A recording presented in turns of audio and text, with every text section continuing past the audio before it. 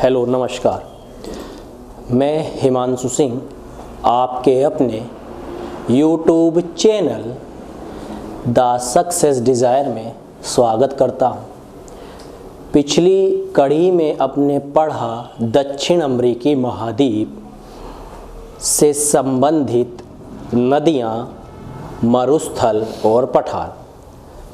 आज की क्लास में हम अगला जो टॉपिक पढ़ेंगे बहुत ही छोटा टॉपिक होगा। कुछ महत्वपूर्ण जगह जो कि हर एक चीज़ के लिए प्रसिद्ध है, तो उससे ही हम शुरुआत करेंगे। लेकिन उससे पहले भी शुरुआत करने से पूर्व हम एक यहाँ पर दक्षिण अमेरिकी महाद्वीप में जल संधि है। जैसे हमने पनामा स्थल संधि पढ़ी थी कि जो दो स्थल को जोड़ता है, अर्थात जिसने उत्तरी अमेरिकी महाद्वीप को दक्षिण अमेरिकी महाद्वीप से जोड़ा, इसी प्रकार हम पढ़ेंगे आज सबसे पहले जल संधि।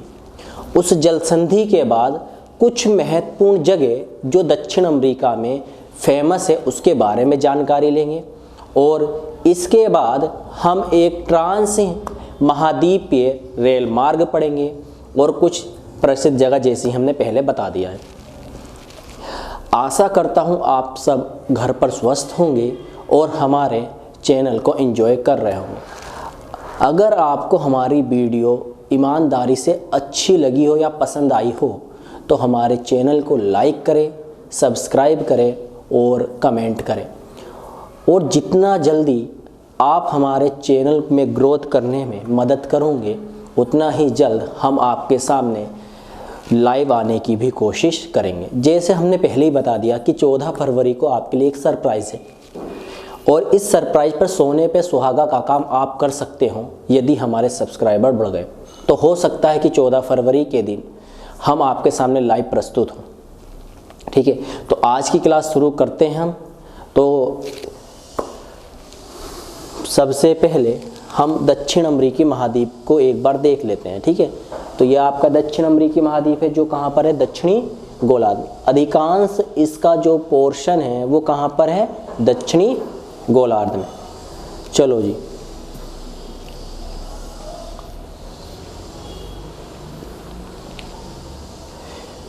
अगर हम बात करें तो यहाँ पर आपको, अगर हम बात करें तो यहाँ पर आपको एक जगह दिखाई दे रही होगी या एक जल संधि दिखाई दे रही होगी, स्टेट ऑफ मैगलिन। क्या बेटा, स्टेट ऑफ मैगलिन।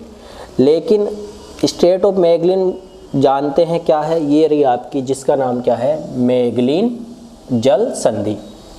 दोबारा बोल रहा हूँ मैं, क्या नाम है बेटा इसका, मैगलिन जल संधि। चलो सर, मैगलिन जल संधि हमने भी लिख ली है। अब मैगलिन जो जल संधि है तो वो आपको स्पष्ट दिख चुकी है कि सबसे नीचे है, ये भी बात सही है। तो अब मैं इसको मैप से बताऊंगा, केवल आपको ये दिखाना था कि मैगलिन जल संधि कहाँ पर है। तो हम पहले भी हमने बताया है कि हम कलाकारी दिखाते हैं जिससे कि लोग इम्प्रेस हो जाए और हमारे चैनल को सब्सक्राइब भी कर लें। तो भाई फिर से कह रहा हूँ, जितना अधिक प्यार दोगे उतना ही हम आपके साथ बने रहेंगे। तो अभी तक हमने केवल यही बनाना सीखा, ये रहा आपका दक्षिण अमेरिकी महाद्वीप। सही है, थोड़ा गलत बन चुका है आज। ठीक है, यहाँ पर अभी हमने दिखाया था आपको, सर क्या है, मैगलिन जल संधि। क्या बच्चों, मैगलिन जल संधि। चलो सर, आप बता दिया मैगलिन जल संधि है, बिल्कुल ठीक बात है। तो बच्चों हमने एक चीज़ और भी तो पढ़ी थी, हाँ सर पढ़ी थी, कि दक्षिण अमेरिकी महाद्वीप के पूरब में एक महासागर है, जिस महासागर का नाम क्या है, अटलांटिक महासागर। जिस महासागर का नाम क्या है, अटलांटिक महासागर। बिल्कुल सही। इसी प्रकार दक्षिण अमेरिकी महाद्वीप के पश्चिम में कौन सा महासागर है, प्रशांत महासागर। प्रशांत महासागर। चलो सर, ये भी ठीक है। तो सर अब इसमें पढ़ना क्या है, ये तो आपने बता दिया। अब इसमें पढ़ने से पहले हम केवल यही बताएंगे जल संधि क्या है। देखो, कुछ चीज़ें हमें पता सबने पढ़ रखी है, लेकिन कुछ बच्चे ऐसे हैं जिनका बेस क्या है, जीरो है।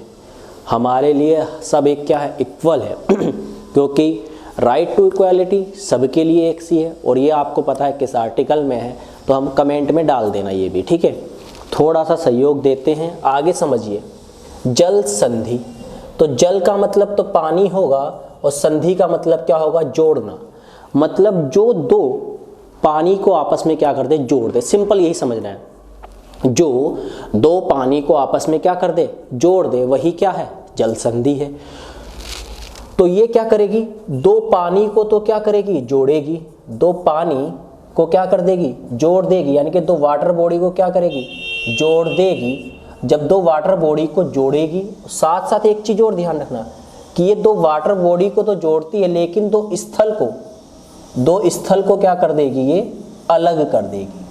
यही क्या है आपकी जल संधि। कि जल संधि क्या है, ये संकरा भाग है जो दो वाटर बॉडी को जोड़ता है या कनेक्ट करता है, जबकि दो स्थल को डिसकनेक्ट करता है। तो सर ये बात ठीक है। तो अब आपको स्पष्ट समझ में आ गया होगा कि ये किन दो महासागरों को जोड़ रहा है। तो किन को जोड़ रहा है सर, एक तरफ क्या है, अटलांटिक महासागर है, और दूसरी तरफ आपका क्या है, प्रशांत महासागर। तो संधि से, जल संधि से दो क्वेश्चन बनते हैं। पहला कि यह किन वाटर बॉडी को कनेक्ट करता है, तो कौन सी करता है सर, अटलांटिक और प्रशांत महासागर को, बिल्कुल सही। अब दो स्थल कौन से अलग होंगे वो और देखना है। तो बेटा इसके लिए आपको पुनः हम एक बार मैप में लेकर चलेंगे, ठीक है। अब मैप पर लेकर चल रहे हैं, तो ये जल संधि देखो ये अलग कर रही है नहीं कर रही है, इधर कि ये जो जल संधि है,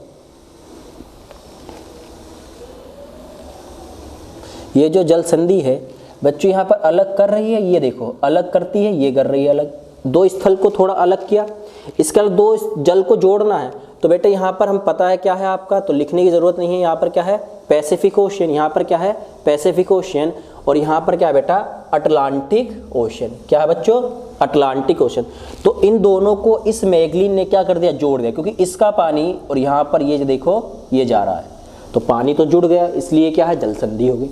लेकिन दो स्थल, बच्चों दो स्थल की बात करूं तो ये मैं मान सकता हूं कि दक्षिण अमेरिकी महाद्वीप की पूरी क्या है, मुख्य भूमि, यानी कि मेनलैंड, मुख्य भूमि कि ये जो जल संधि है दक्षिण अमेरिकी महाद्वीप की मुख्य भूमि को अलग करता है। किससे, याद रखना इस मैप में दिया हुआ है, क्या दिया हुआ बच्चों, ये देखो टेरा डेल फ्यूगो। तो याद क्या रखना है इसमें, स्टेट ऑफ मैगलीन में, कि यह मुख्य भूमि दक्षिण अमेरिकी महाद्वीप की मुख्य भूमि को टेरा डेल सियागो से या टेरा डेल फ्यूगो से अलग करता है। और टेरा डेल फ्यूगो वो किसका पार्ट है बच्चों, ये कौन सा देश है, क्या लिखा बेटा, सांटियागो। तो सांटियागो याद आ गई होगी किसकी राजधानी है, चिली की। तो चिली, ठीक है, तो ये चिली का है, ठीक है, क्या है, आइलैंड है, द्वीप है, जो चारों ओर से किससे घिरा हुआ है, जल से। अगर और भी आपको लगे कि सर मुझे नहीं पता, अगर आप पूछे मुख्य भूमि में देश पूछ लो, तो बेटा ये भी अभी देख लो, ये भी क्या है, अभी चिली तो है, और ये भी क्या है, चिली का ही पार्ट है। तो कह सकते हैं चिली को चिली से अलग करता है। अगर ये ना हो ऑप्शन में तो पूछे केवल डायरेक्ट कि मैगलीन जल संधि किन किन को पृथक करती है, या दक्षिण अमेरिकी महाद्वीप की मुख्य भूमि को किस जल संधि के द्वारा पृथक किया जा सकता है।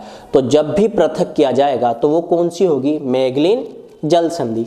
तो अब मुझे पता है आप समझदार हो, आपको समझ में आ चुका हूँ, और यदि आपको समझ में आया हो तो कमेंट करना ना भूले, और भाई एक आप लाइक करना भी ना भूले, ठीक है। तो ये बच्चों क्या है, बस कुछ नहीं करना, आपको नोट्स बनाने हैं, इस प्रकार ही बनाने हैं। क्यों लिखे हम, डायरेक्ट लिख दिया आपने, सर ये है मैगलीन जल संधि, मैगलीन जल संधि, चलो सर लिख लिया मैगलीन जल संधि, ठीक है। बच्चों यहाँ लिख देना आपको क्या, कनेक्ट, यानी कि किसको जोड़ता है, और यहाँ पर लिख देना डिस्कनेक्ट, यहाँ पर क्या लिखना है, डिस्कनेक्ट, यानी कि किसको डिस्कनेक्ट करता है, ठीक है। तो कनेक्ट में हमने क्या लिखा बच्चों, अभी पढ़ा, सर आपने बताया था कि अटलांटिक ओशियन को जोड़ता है किससे, पैसिफिक ओशियन से, यानी कि अटलांटिक महासागर को प्रशांत महासागर से जोड़ता है। जबकि डिस्कनेक्ट में क्या लिखा, तो आपको लिखना है दक्षिण अमेरिकी महाद्वीप की मुख्य भूमि, दक्षिण अमेरिकी महाद्वीप की मुख्य भूमि को अलग करता है। अलग के लिए मैंने बटे का साइन ले लिया, डिवाइड का। किससे? तिएरा डेल फ्यूगो से। हिंदी में क्या लिखते हैं बेटा? तिएरा, वैसे बोलते हैं हम टेरा del Fuego, Tierra del Fuego से।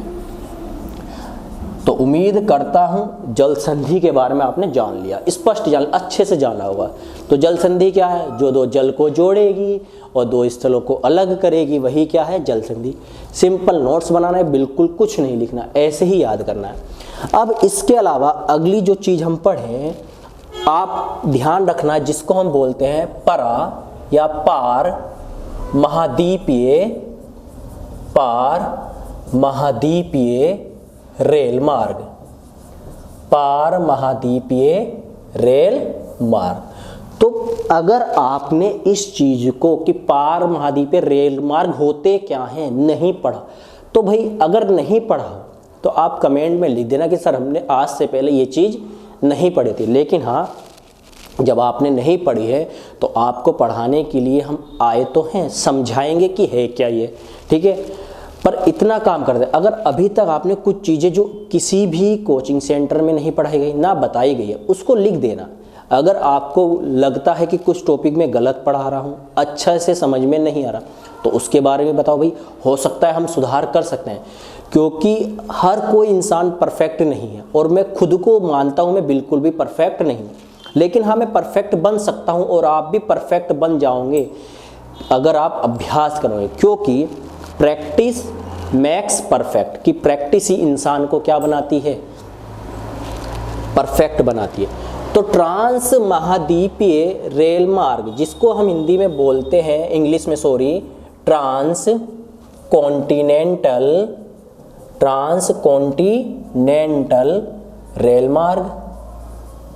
रेल मार्ग। अब बच्चों ये होते क्या है? सिंपल कुछ नहीं रखना है कि यह दोनों महाद्वीप के कोनों को, कि पूरे महाद्वीप को कनेक्ट करेगा, लेकिन एक महाद्वीप को कनेक्ट करेगा, लेकिन कैसे? उनके दो कोनों से। मान के चलो कि एक महाद्वीप का कोना इस ओर है और एक महाद्वीप का कोना इस ओर है, तो यहाँ पर एक क्या बिछा दी जाएगी? क्या बिछा दी जाएगी बच्चों? Railway line. और इसी रेलवे लाइन को क्या बोलते हैं हम? ट्रांस कॉन्टिनेंटल रेल मार्ग।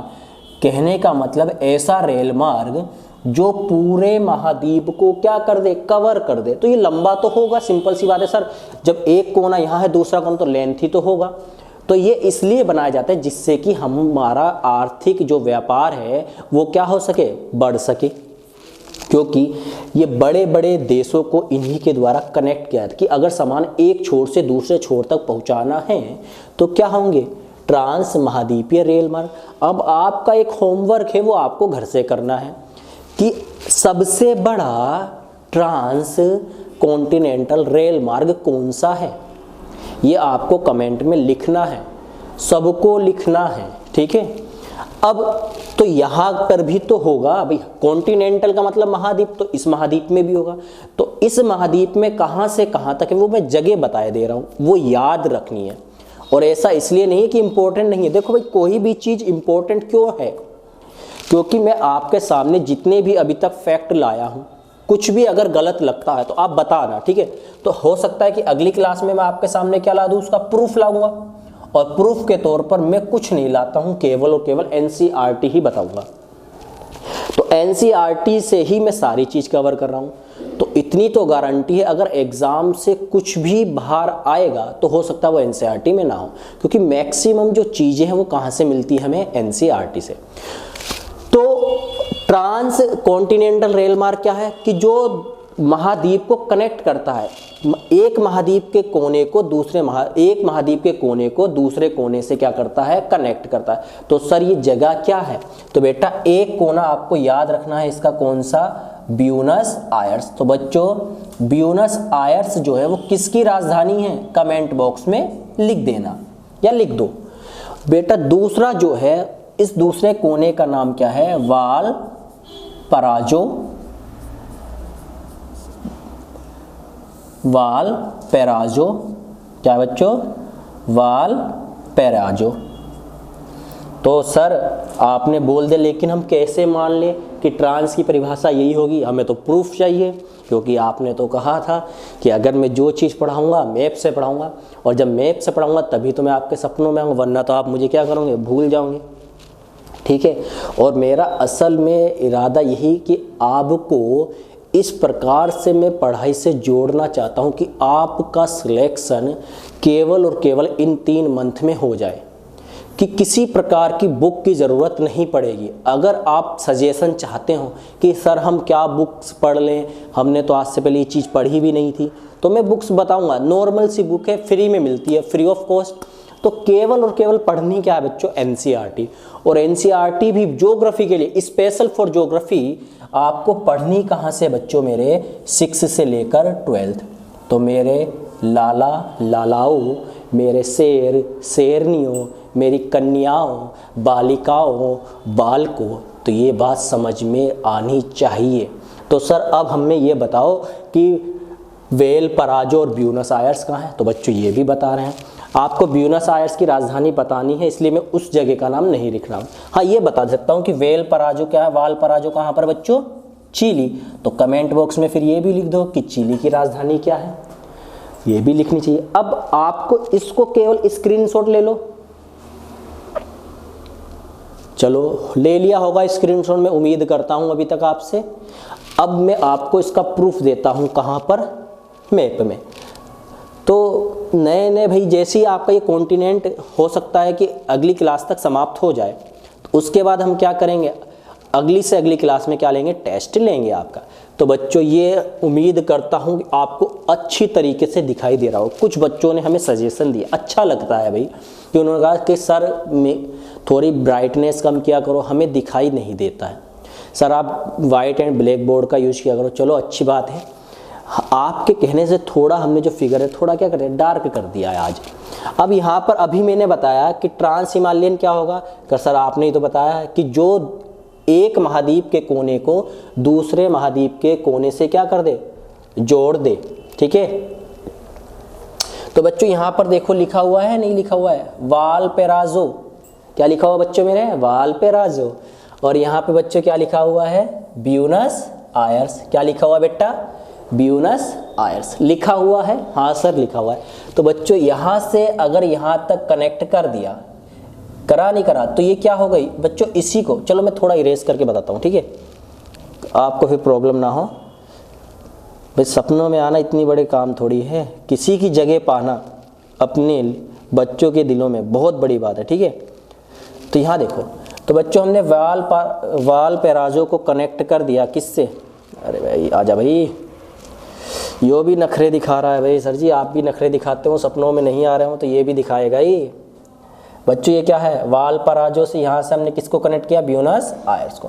तो अब हमारी जो डेफिनेशन थी वो कवर हो रही है नहीं हो रही, भाई हमने डेफिनेशन कोई अलग थोड़ी पढ़ाई है कि जो पूरे के पूरे महाद्वीप को क्या कर दे, कनेक्ट कर दे, पूरे के पूरे महाद्वीप को क्या कर दे, कनेक्ट करे एक कोने से। तो पूरा महाद्वीप कनेक्ट हो गया भाई। भाई एक तरफ चिली कनेक्ट है, दूसरी तरफ क्या है, ब्यूनस आयर्स। और इसी को हम बोलते हैं बेटा क्या, ट्रांस कॉन्टिनेंटल रेल मार्ग।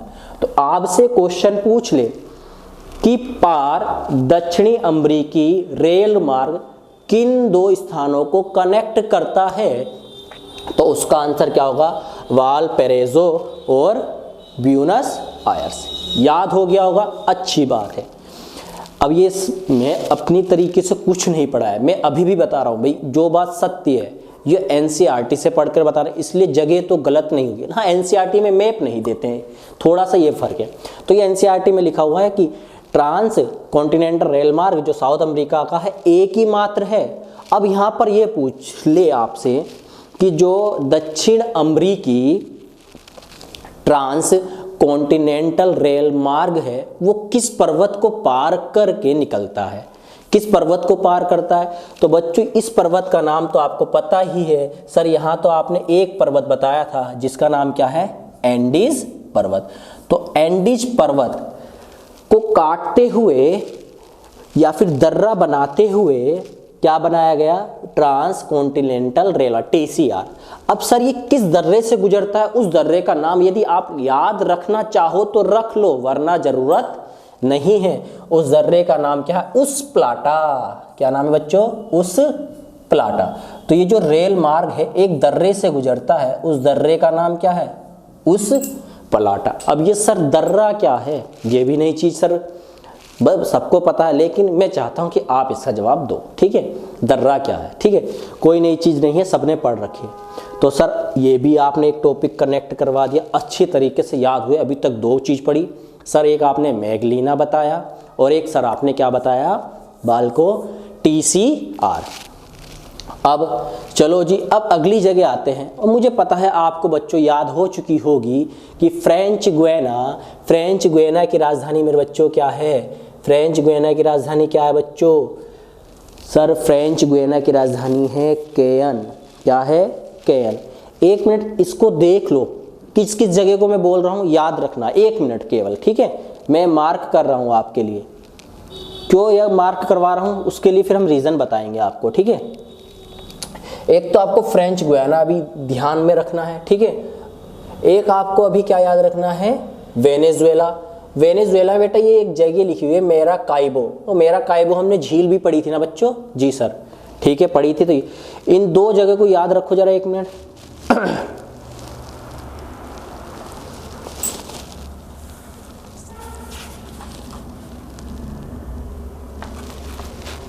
तो आपने देख लिया, उम्मीद करता हूं ध्यान से देख रहे होंगे बच्चों। ये क्या लिखा हुआ है, फ्रेंच गुयाना, ठीक है सर, फ्रेंच गुयाना लिखा हुआ है।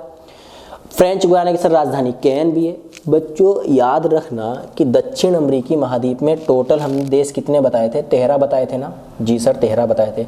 और इन 13 में से 12 देश ऐसे हैं जो स्वतंत्र हैं, मतलब जो किसी की उपनिवेश कॉलोनी नहीं है, क्योंकि भारत भी पहले क्या था, उपनिवेशिक कॉलोनी थी, किसकी, ब्रिटिश की। इसी प्रकार यहाँ पर 2 देश है, अभी तो मैं केवल एक ही बता रहा हूँ आपको, ठीक है, जिसका नाम क्या है, फ्रेंच गुयाना। और फ्रेंच गुयाना जो है बेटा वो किसका है, किसकी कॉलोनी है, फ्रांस की, ठीक है। तो फ्रांस जब भी अपनी सैटेलाइट लॉन्च करती है, यानी कि अपने उपग्रह को लॉन्च करती है वो, तो जहाँ से लॉन्च करती है वो जगह कौन सी, फ्रेंच गुयाना।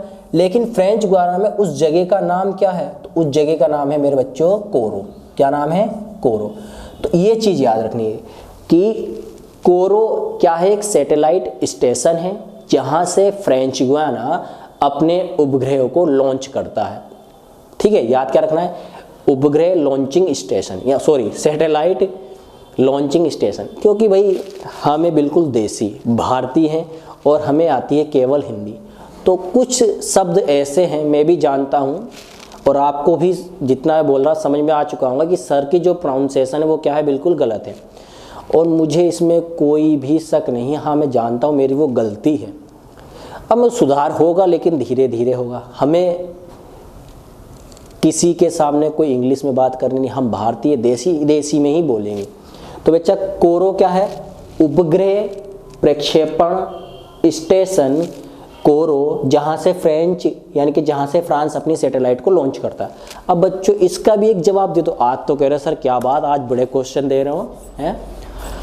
आज भी क्वेश्चन इसलिए देना पड़ रहा है क्योंकि हम चाहते आप हमें दक्षिणा के रूप में कुछ भी ना दो, तो लेकिन इतना तो कर दो कि हमारे जो भी वीडियोस को सब्सक्राइब तो करो, सॉरी उसको शेयर तो करो, हमारे चैनल को सब्सक्राइब तो करो।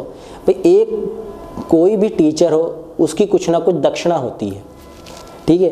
तो मेरी कोई दक्षिणा लाखों में नहीं अरबों, एक छोटी सी दक्षिणा है, केवल क्या कि चैनल को सब्सक्राइब, शेयर, लाइक और कमेंट। इसलिए आज मैं घर से ही विचार बनाकर आया था कि आज बच्चों से कमेंट करवाने ही है, ठीक है।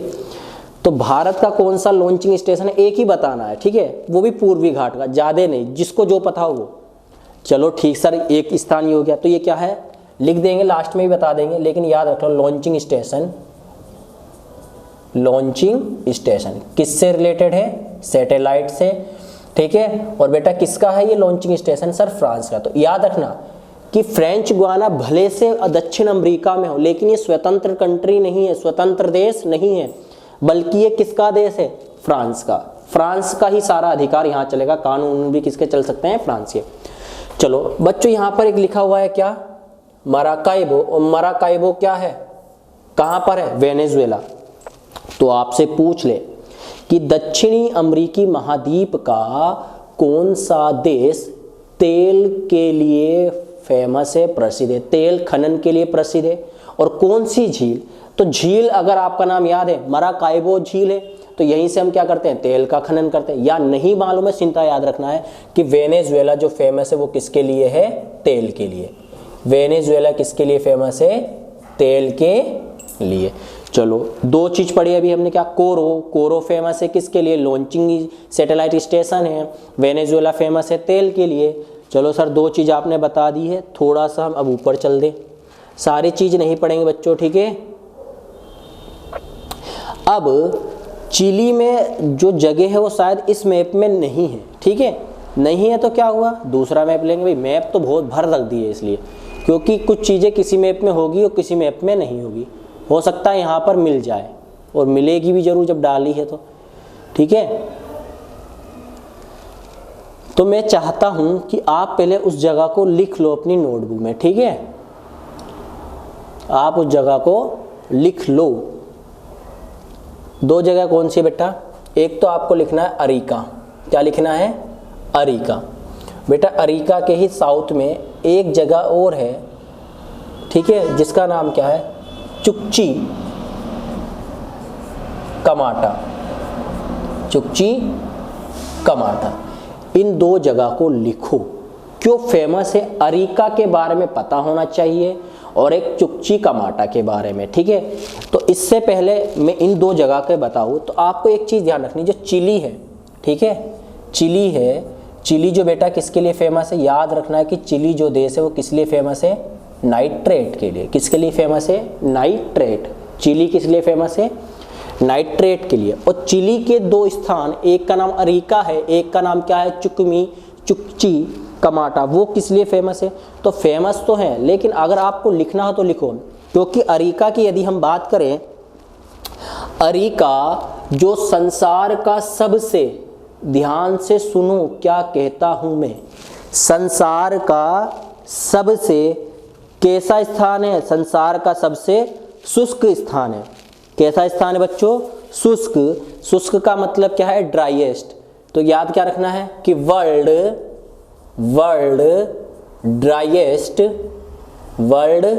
ड्राईएस्ट प्लेस, संसार का सबसे शुष्क स्थान कौन सा है, तो आपको याद रखना है अरिका। और अरिका कहाँ पर है, चिली, और चिली कहाँ पर है, साउथ अमेरिका। चलो सर ये बात तो समझ में आ गई। अब कारण क्या है बच्चों, हमने बताया कि इस ओर क्या है, एंडीज पर्वत है, इस ओर क्या है, एंडीज पर्वत है।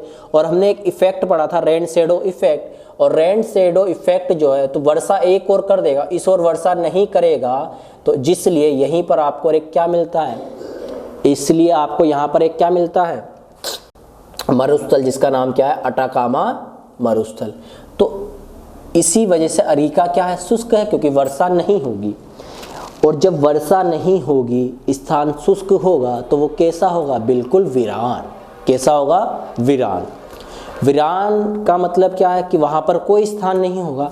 और इसी वजह से अरिका को हम बोलते हैं घोस्ट टाउन, यानी कि प्रेत नगर। क्या बोलते हैं बच्चों, अरिका को घोस्ट टाउन, यानी कि क्या बोलते हैं बच्चों, प्रेत नगर। तो इसके बाद इतनी चीज़ अगर आपको समझ में आई हो तो मुझे बताइए, ठीक है। अगर आ गई हो तो यस लिख देना, भाई नहीं आई हो तो कोई बात नहीं, अब हम आपको कुछ कह नहीं सकते, ठीक है। अब क्या बताना है सर, एक चीज़ और बताई थी, चुक्ची कमाटा। ये तो सर नाम भी पहली बार सुना है, अजीब सा ही लग रहा है। तो बेटा अजीब सा तो लग रहा है, लेकिन याद रखना, ठीक है, इम्पोर्टेंट है, ठीक है। कैसा है, महत्वपूर्ण है। महत्वपूर्ण क्यों है बेटा, ये जो चुक्ची कमाटा है बच्चों, ये जो चुक्ची कमाटा है बाबूजी, ये किस लिए फेमस है मेरे बच्चों, मेरे शेरनियों, ये फेमस है आपका कॉपर के लिए, या फिर हम इसी को क्या बोलते हैं, तांबा। तो पूछ ले तांबा के लिए प्रसिद्ध कौन है, तो आपको क्या याद रखना, चुक्ची कमाटा। अगर ऑप्शन में ये ना हो तो क्या होगा, चुक्ची कमाटा कहाँ पर है, चिली, तो तांबे के लिए फेमस क्या है? चिली। तांबे के लिए क्या फेमस बालको? चिली।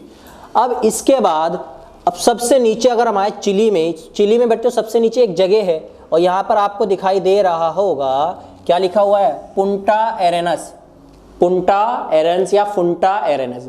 तो फुंटा एरेनस एक ऐसा स्थान है जो चिली का सबसे दक्षिणतम बिंदु है और ये किस लिए? हैबिटेट भी है, कि सबसे दक्षिणतम बिंदु जो हैबिटेट के लिए फेमस है चिली में, वो सबसे कौन सा है बच्चों? फुंटा एरेनस। ये बात तो हो गई, लेकिन ये चिली का, तो सर ये भी बता दो, जब यहाँ इतना बता रहा हूं तो दक्षिण अमेरिका का सबसे दक्षिणतम बिंदु क्या है? तो दक्षिण अमेरिका का सबसे दक्षिणतम बिंदु मेरे शेर और हमारे कैमरामैन विनय सर, तो दक्षिण अमेरिका का सबसे दक्षिणतम बिंदु क्या है? Cape Horn. Cape Horn. क्या लिखा बच्चों मैंने? Cape Horn. बच्चों हॉर्न ये आपको बताना है कमेंट बॉक्स में कि सर को बताना था कि केप अंतरिक्ष, ठीक है। तो दक्षिण अमेरिका का सबसे दक्षिणतम बिंदु क्या है? केप अंतरिक्ष। बेटा अंतरिक्ष क्या है इसका जवाब देना कमेंट बॉक्स में। इसके बाद हमने आपको ये बता दिया था कि दो देश ऐसे हैं जो क्या है? स्वतंत्र नहीं है बल्कि कॉलोनी है। एक पता है फ्रेंच गुयाना, जो कॉलोनी है किसकी? फ्रांस की। इसी के साथ बच्चों आपको यहां लिखा होगा फोकलैंड। क्या लिखा हुआ है?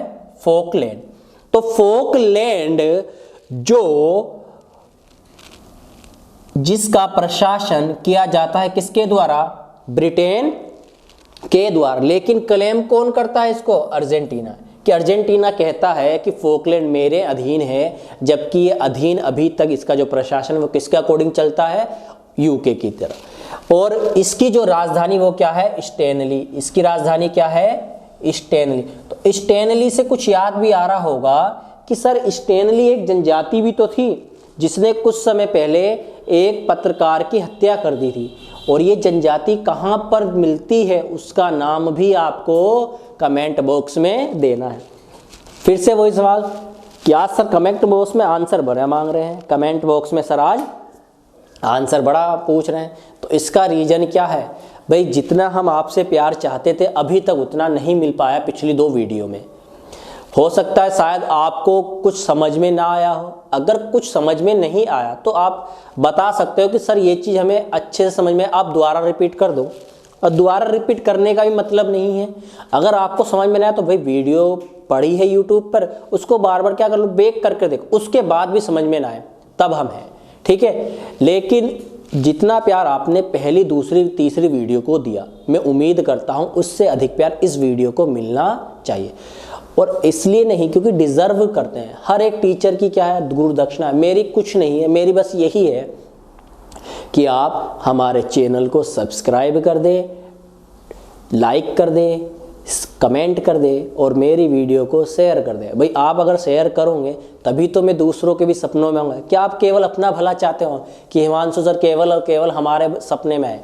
भाई ये समझो कि सभी के सपनों में आएंगे तभी तो हम छाएंगे, ठीक है। तो इतना कर दो। अगर आपने ऐसा कर दिया तो हमारा दिल भी क्या होगा? गार्डन गार्डन हो जाएगा, ठीक है। तो हम भी गार्डन गार्डन कर लेंगे। तो इतना पढ़ने के बाद बच्चों हम लास्ट अगर आए देश पर, ब्राज़ील में, तो ब्राज़ील में बच्चों कुछ बंदरगाह देखने हैं। बंदरगाह वही है जो क्या हो? कोस्टल एरिया से लगे हुए हैं। जैसे यहाँ पर एक जगह लिख रही है बच्चों, क्या लिखा हुआ है? Rio de Janeiro. क्या लिखा हुआ है? Rio de Janeiro. तो आपको आंसर ये देना है कि ये बताना है कि कौन सी जलवायु परिवर्तन, कि कौन सा जलवायु परिवर्तन से संबंधित सम्मेलन यहाँ पर हुआ, मोस्ट है, इंपॉर्टेंट है। तो रियो डी जनेरियो का आंसर आपको कमेंट बॉक्स में डालना है। इसके अलावा बच्चों आपको रियो डी जनेरियो के दक्षिण में एक बंदरगाह लिखा हुआ है जिसका नाम क्या है? सेंटोस। क्या नाम है बच्चों? सेंटोस। क्या नाम है? सेंटोस। तो आपसे पूछे कि सेंटोस क्या है, तो सेंटोस को बच्चों हम बोलते हैं क्या? Coffee port. क्या बोलते हैं? कॉफी पोर्ट, यानी कि कहवा बंदरगाह या कॉफी बंदरगाह। तो कॉफी बंदरगाह क्यों बोलते हैं? इसका रीजन है क्योंकि ब्राजील में सबसे अधिक क्या होती है? कॉफी, या संसार में सबसे अधिक कॉफी का उत्पादन कहां पर होता है? तो वो उत्पादन कहां होगा? ब्राजील। लेकिन जिस स्थान पर होता है उस स्थान का नाम क्या है? Sao Paulo. उस स्थान का नाम क्या है बच्चों? Sao Paulo. तो आपको ये ध्यान रखना है कि साओ पाउलो फेमस है किसके लिए? कॉफी उत्पादन के लिए। और यहाँ से जो कॉफी का निर्यात होगा वो कहाँ से होगा? सेंटोस बंदरगाह से, इसलिए इसको कॉफी पोर्ट भी कहते हैं। अब इतना और याद रखना कि ऐसे राज्य जो कॉफी का उत्पादन करते हैं उन्हें बोलते हैं फजंडस। क्या बोलते हैं बच्चों? फजंडस। कि ऐसे राज्य जो कॉफी का उत्पादन करते हैं उन्हें बोलते हैं फजंडस। क्या बोलते हैं? फजंडस। इतनी बात याद रहेगी, उम्मीद करता हूं याद रखोगे। और कोई हमने बड़ी जगह नहीं पढ़ी, केवल इतना ही याद रखना है। अब एक चीज और बच्चों, अर्जेंटीना में खेती होती है गेहूं की। किसकी खेती होती है आपकी? गेहूं की। गेहूं की खेती अर्जेंटीना में होगी और उरुग्वे में।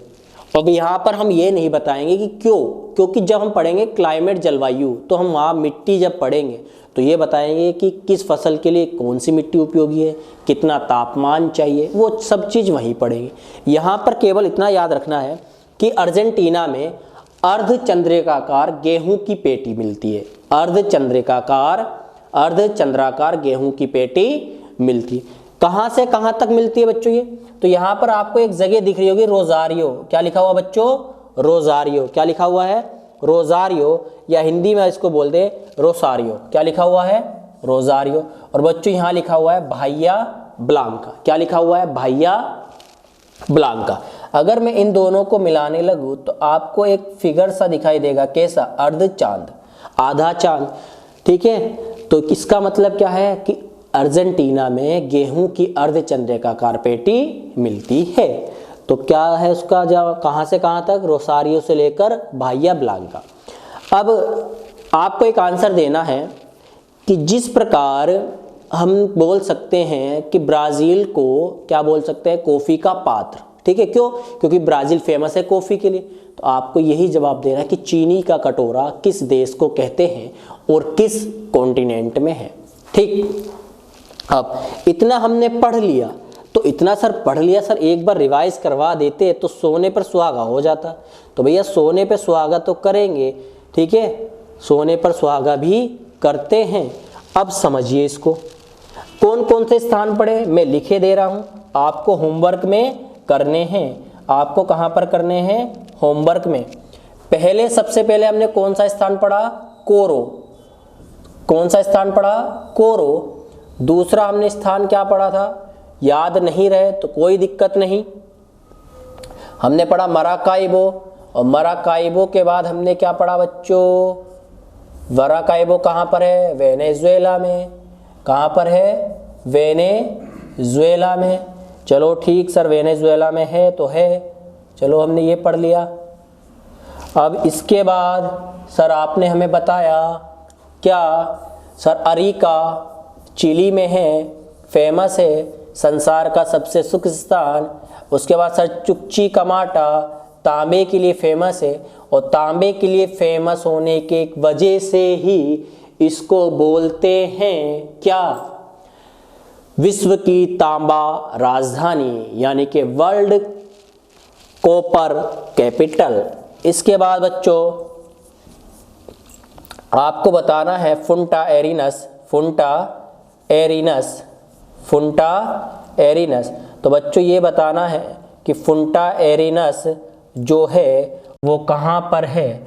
कहाँ पर है? फुंटा एरिनस बच्चों कहाँ पर है? छठा हमने बच्चों बताया केप हॉर्न, यानी कि केप अंतरिक्ष। क्या बताया? केप अंतरिक्ष। उसके बाद बच्चों हम आ गए थे कहाँ पर? Sao Paulo.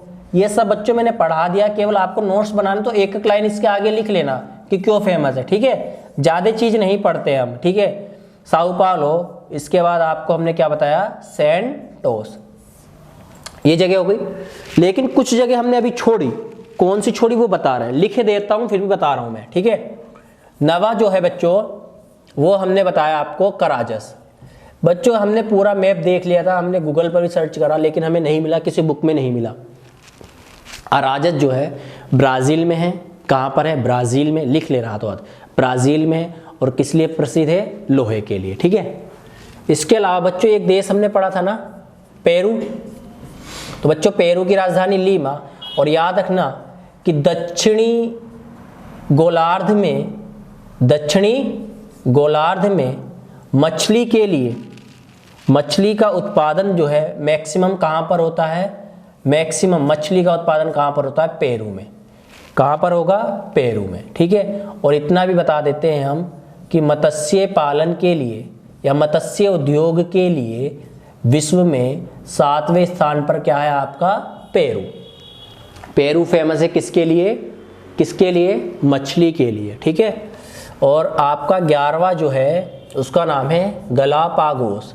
मैप में गलापागोस दिखाएंगे और गलापागोस द्वीप जो है दिखा देंगे बच्चों आपको कहाँ पर है? इक्वाडोर। ये मैंने लिख दिया क्योंकि पीछे नहीं बताया।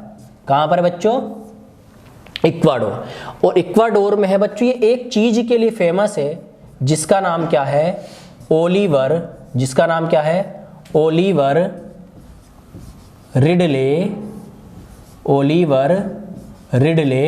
टर्टल। क्या नाम है जिसका?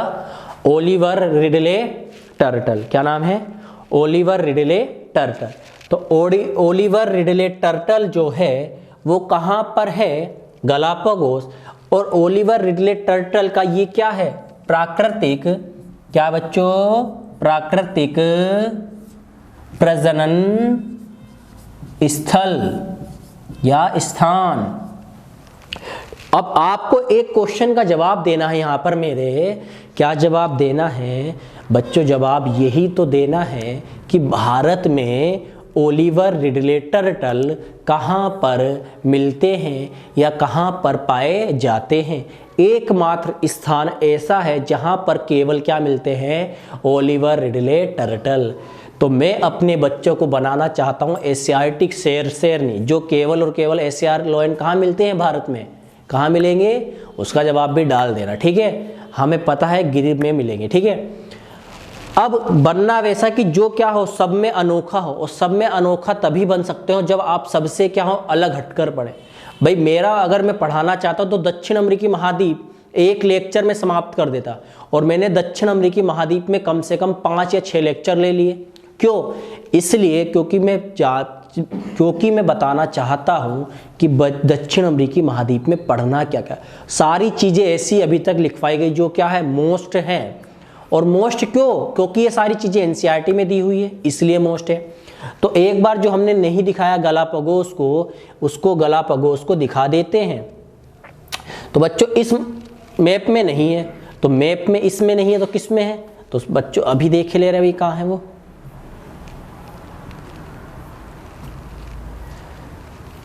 तो इसलिए हम बहुत सारे मैप का यूज़ करते हैं। और आज आपकी क्लास जो है दक्षिण अमेरिकी महाद्वीप की क्या हो गई? समाप्त हो जाएगी। इसका नाम क्या है? गलापागोस। बेटा कहाँ पर लिखा हुआ है? इक्वाडोर। मेरे बच्चों इक्वाडोर की राजधानी क्विटो। बच्चों सही बात है, क्विटो है। लेकिन आपसे पूछ ले कि संसार की सबसे उच्चतम राजधानी, तो वो कौन सी होगी बच्चों? क्विटो। वो भी कौन सी होगी? क्विटो। ठीक है, इसके बाद ये सब चीज जैसे ही समाप्त हुई, अब लास्ट जो टॉपिक है दक्षिण अमेरिकी महाद्वीप का, वो कौन सी है बच्चा? जनजातियां। ठीक है, कौन क्या है? जनजाति। कुछ जनजाति लिखता हूं मैं बस केवल, और आपको केवल इसको याद रखना है। अब इसका कोई तरीका नहीं है भाई, इसको मैप में बता दे। ठीक है, जगह हमने बता दी है, स्थान याद रखने हैं केवल। ठीक है, और आज ये टॉपिक लास्ट है। इसी के साथ आपकी क्लास भी क्या हो जाएगी? आज समाप्त हो जाएगी। किसकी? दक्षिण अमेरिकी महाद्वीप की।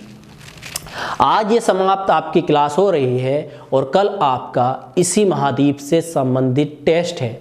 और जिस टेस्ट में मैंने अभी कम से कम, ज़्यादा नहीं, 30 क्वेश्चन रखे हैं, इसमें अभी भी बन सकते 30 वही रखे जो आए हुए हैं। बनाने को मैं और भी बना दूंगा। ठीक है, मैक्सिमम 50 क्वेश्चन इसी से मिल जाएंगे। अब ये समझो टोटल कॉन्टिनेंट कितने हैं? 70 नहीं, कितने हैं? 7। और 7 कॉन्टिनेंट में अगर मैं 50 मिनिमम 50 क्वेश्चन लेता हूं तो कितने हो जाएंगे? 350। अब भाई 350 तो मैंने बोले हैं भाई, और बढ़ा चढ़ाकर हो सकता है मैक्सिमम कितने एमसीक्यू बना दे? 500 बन जाएंगे। अब 500 एमसीक्यू में से ऐसा तो नहीं होगा कि आपका नसीब इतना ख़राब हो कि वो एमसीक्यू आए ना। सेम उसी प्रकार से लिखा हुआ रखा हुआ मिलेगा। और जैसे ही मिलेगा आपके चेहरे पर क्या होगी, मुस्कुराहट होगी। ठीक है, आपके चेहरे पर क्या होगी, मुस्कुराहट होगी। अब हम पढ़ते हैं दक्षिण अमेरिकी महाद्वीप की जनजातियां। क्या पढ़ते हैं बेटा, दक्षिण अमेरिकी महाद्वीप की जनजाति। बच्चों ज्यादा नहीं पढ़ेंगे, पहले जनजाति लिखे देता हूं मैं, ठीक है, कौन सी जनजाति कहां पर है, और उसमें से केवल एक जनजाति के बारे में बताऊंगा, बाकी जनजाति के बारे में जानकारी नहीं दूंगा। ठीक है, 2 बता देंगे अगर ज्यादा है तो। ठीक है, एक तरफ हमने क्या लिख लिया बच्चों, जनजाति, और एक तरफ हमने क्या लिख लिया बच्चों, देश। एक तरफ हमने क्या लिख लिया, देश।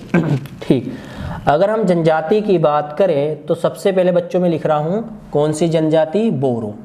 कौन सी जनजाति है, बोरो।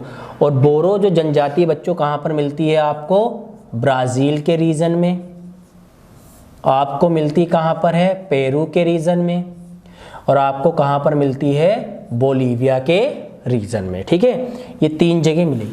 अब इससे संबंधित एक क्वेश्चन हम दे रहे हैं अभी और। ठीक है,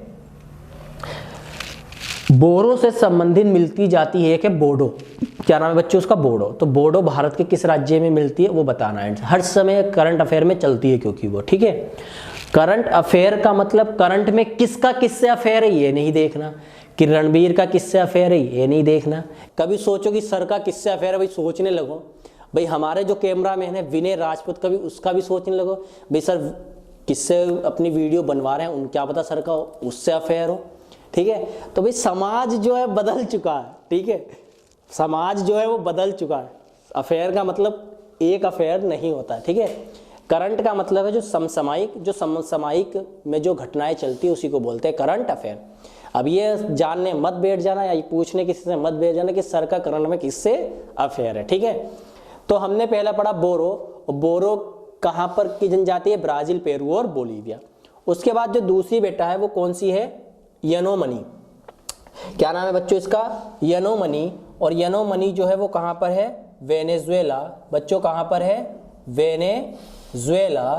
और आपकी कहां पर है बच्चों, वेनेजुएला के अलावा इसको याद रखना आपको कहां पर, ब्राजील में। ठीक है, कहां पर, ब्राजील में। इसके अलावा 1-2 और पढ़ेंगे। एक का नाम है इनका। क्या नाम है बच्चों, इनका। इनका जो जनजाति है वो कहां की है, पेरू की। और आपसे पूछ ले जो इनका सभ्यता है वो किस महाद्वीप की है, तो किसकी है बेटा, इनका सभ्यता दक्षिण अमेरिकी महाद्वीप की। और जो लास्ट है बेटा जिसका नाम क्या याद रखना है, जेकुंडा। क्या याद रखना है, जेकुंडा। और जेकुंडा कहां की है, ब्राजील की। कहां की है, ब्राजील की। अब इतना होने के बाद मैंने बताया केवल 2 के बारे में बताऊंगा। ठीक है, बोरो, एक बोरो के बारे में और एक यनोमनी के बारे में। बेटा यनोमनी की कहानी क्या है, जैसे भारत में जो आपका अंडमान निकोबार द्वीप समूह है वहां पर एक जनजाति है स्टेनली। वो लगभग क्या है, लुप्त प्राय, क्योंकि उनकी जनसंख्या क्या है, कम होने लगी है। तो इसी प्रकार दक्षिण अमेरिका में जो लुप्त प्राय जनजाति है वो कौन सी है, यनोमनी, जिनकी जनसंख्या क्या है, धीरे धीरे कम हो चुकी है। ठीक है, दूसरा क्या है आपको, बोरो। बोरो का मतलब, बोरो जो जनजाति है वो दक्षिण अमेरिका की आदिम जनजाति है जो कि मानव का भक्षण करते हैं, या फिर जो जानवरों को मारकर भी खाते हैं, मानवों का भी भक्षण करते हैं। अब इसमें जो एक चीज है आपकी कि ये जो बोरो जनजाति के जो लोग हैं ये जब भी युद्ध करते हैं तो युद्ध के बाद विजय के रूप में कंकाल को अपने घर के आगे लगाते हैं। ये क्या है, बोरो के बारे में। अब इतनी जनजाति याद रखनी है। और एकमात्र जो सबसे इंपॉर्टेंट टॉपिक था, थोड़ा सा छोटा सा केवल मुझे लिखना है और आपको कमेंट में बॉक्स में आंसर देना है, और वही क्या है आपका अगला होमवर्क, सेलवास। सेलवास हमें पता है कहाँ पर मिलेंगे, दक्षिण अमेरिकी महाद्वीप में। क्या होते हैं, क्या है, इसका जवाब कमेंट बॉक्स में दे देना। अगर नहीं देते हो तो अगली जब क्लास में एमसीक्यू करेंगे, कुछ चीज़ें जो हो गई, हो सकता है रह चुकी है, उसमें रिवाइज करवा देंगे। ठीक है, सेलवास के बारे में बताना है 2-4 लाइन में, आपको कमेंट बॉक्स में लिख देना। सबसे उम्मीद करता हूँ कि सभी दोगे। मैं देखता हूँ कि कुछ बच्चे हैं जो आंसर देते हैं, उसका मैं नाम भी लेता हूँ इसलिए बार बार कि कुछ जो बच्चे हैं जो सोए हुए हैं, जो डोरमेंट वोल्केनो बने हुए हैं, सुसुप्त हैं, वो जाग तो जाएं और एक्टिव वोल्केनो में कन्वर्ट हो। ठीक है, जिसमें से कुछ नाम ऐसे हैं जैसे हिमांशु प्रजापति। भाई अधिकांश से मैं देखता हूँ ये क्वेश्चन का जवाब देता है और अच्छा भी लगता है जब बच्चा कोई हमारे प्रश्नों का उत्तर देता है। दूसरा अगर हम नाम रहे जीएसप्रीत, वो भी हमारे क्वेश्चन के जवाब देते हैं। अगला नाम रहे तो नेहा कौर, वो भी हमारे क्वेश्चन का जवाब देती है। और कुछ बच्चे भाई क्लास देखते हैं केवल ये कर देते हैं थम्स अप। अच्छी बात है आप क्लास पसंद करते हो, लेकिन हो सकता है अगर आपके अंदर कुछ सुझाव है वो भी दीजिए।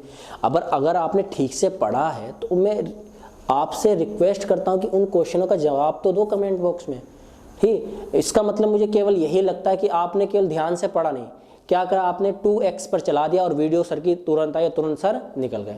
भाई ऐसा अगर होगा तो सपनों में ऐसे थोड़ी आ जाएंगे। भाई सपनों में आने के लिए धीरे धीरे उस चीज़ को क्या करो, देखो तो समझने की कोशिश करो, और निश्चय ही एक दिन हम आपके क्या होंगे, सपनों में होंगे। ठीक है, और एक चीज़ याद रखो भाई, मेहनत अगर करो, तो एक है टैगलाइन जो है कि मेहनत इतनी खामोशी से करो कि सफलता क्या कर दे, शोर मचा दे। इसी प्रकार हम क्या करते हैं, हमें इसका ढिंडोरा अपने समाज को तो नहीं बताना है, समाज में नहीं देखना है, ढिंडोरा पीटना ही नहीं है। ठीक है, अब जब ढिंडोरा, अगर आप खामोशी से अपने कार्य में लगे हों तो आपका रिजल्ट आपके पड़ोसियों को दिखाएगा। और एक कहावत यही है कि आप या हमारे पड़ोसी अपने सुख से इतना सुखी नहीं है जितना कि हमारे दुखी होने से सुखी है। तो अगर उनको और दुखी करना है तो आपको क्या होना पड़ेगा, सुखी होना पड़ेगा। ठीक है, समाज, आप सफल हो असफल हो, समाज आपकी बुराई करेगा ही करेगा। अगर आप सफल होंगे तो भी करेगा, और असफल होंगे तो कहेगा कि इसका लड़का इतने दिन तक वहां रहा, कोचिंग की, घर वालों का पैसा बर्बाद किया, लेकिन क्या, 0/नील, सन्नाटा। तो हमें समाज पर तो ध्यान देना ही नहीं है। सबसे बड़ा अगर हमारे जीवन में सहयोग है तो हमारे परिवार का होना चाहिए। अगर आपका परिवार आपके साथ है तो आपकी असफलता कोई भी मायने नहीं रखती है, क्योंकि हर एक बड़ा व्यक्ति सफल होने से पहले एक असफल व्यक्ति था। और जब तक हमको ठोकर ना लगे और ठोकर खाकर भी हम ना समझ पाए तो फिर हमारा जीवन क्या है, व्यर्थ है। तो इस बात पर आप विचार कीजिएगा। ठीक है, फिर से हम वही लाइन दोहराएंगे कि यदि आपको हमारा लेक्चर पसंद आया हो तो इस लेक्चर को लाइक करें, शेयर करें और अधिक से अधिक मात्रा में कमेंट्स करें, और इसी प्रकार अपना प्यार बनाते रहें। और यदि आपका प्यार इसी प्रकार बना रहा तो बहुत जल्द, और हो सकता है कि वो सरप्राइज 14 फरवरी को मिल जाए, हम आपके सामने ऑनलाइन प्रस्तुत हो। ठीक है, अब मैं आपसे जाने की परमिशन लेता हूं, और यदि हमारा लेक्चर फिर से पसंद आया होगा तो एक बार चैनल को सब्सक्राइब कर दे और बेल आइकन को प्रेस कर दे, जिससे कि हमारी आने वाली वीडियो की नोटिफिकेशन आपको यथा समय पर मिलती रहे। तब तक के लिए सत श्री अकाल, जय हिंद, जय भारत।